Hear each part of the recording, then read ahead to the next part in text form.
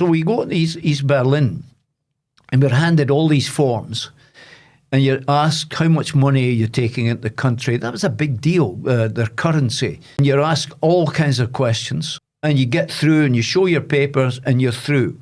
Right, we're into our hotel, and I threw all these papers in the waste bin. Oh dear. Right, never thinking I'm going to need them to get back out. But in fact, that was the most important bit. We get to come out about 10 days later, and there's these long huts, and you file in the hut and go down a kind of corridor where there's somebody behind the desk, an East German soldier.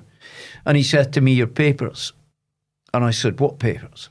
He said, the papers. That it was a kind of disconnect in terms of the language. And I said, I don't have any papers.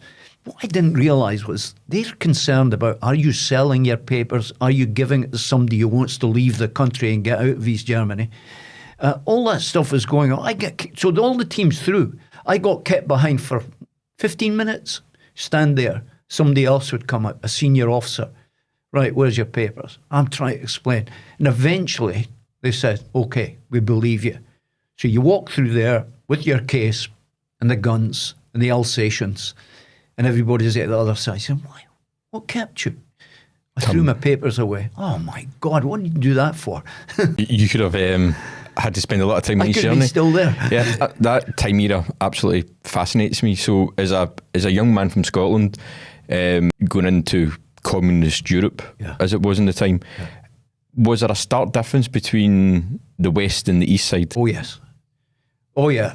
The thing that got me, I went to Bulgaria, and I boxed twice in Bulgaria. I was telling a story earlier that Ken Buchanan, who was on before me, and he was a featherweight at that time, he and I kind of vied for the featherweight vest, right? And I boxed him at Leith Town Hall, 1,200 people. It was a fantastic atmosphere. He beat me on points. I moved up to lightweight because I was edging towards that weight division. He comes out of the ring and he comes down his steps. He'd won his contest. And I said, well done. Look at that. And he showed me his neck. And there was a big bite mark in his neck. And it was with the lower teeth because you've got a mouth guard in. This guy had been biting him in the clinches. And he'd been squealing. Buchanan was squealing and turning to the referee and saying, this guy. And the referee was a Bulgarian. So he went, no, box on. You're fine.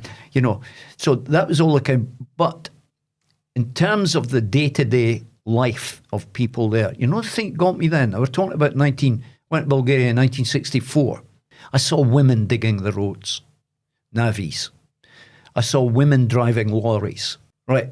Now, we've taken all that time, if you like, for women to be driving buses and lorries and that kind of stuff. But in 1965, you never saw a woman doing that kind of job. Actually digging the roads, working on the roads, women, and doing all the stuff that was the exclusivity of men at that time in the West. So you saw all that. And in East Berlin, of course, they hadn't got around, even by 1965, they hadn't got around to rebuilding it. So what you saw was a lot of bombed out buildings. Still, 20 years after the end of the war, it was kind of jolting. You would think, what's happened? You know, it's 20 years now since the war finished. So why haven't they rebuilt it? But of course they didn't. The economy wasn't there. No money, you know, and all the money was being poured into the West, into West Berlin. And it was bizarre because it was day and night. When you crossed into West Berlin, they had everything you wanted. So I found that intriguing. And I'd like to have done more travelling in Eastern Europe because it really fascinated me. And you couldn't ask questions. We had a young student guy called Dieter. I remember them. And he was our interpreter. And I said, Dieter, what happens there? How do you, that kind of thing? And he would climb up. Can't say. Why not? And I couldn't get over that because, of course, what we know now is that around every corner was somebody in the Stasi.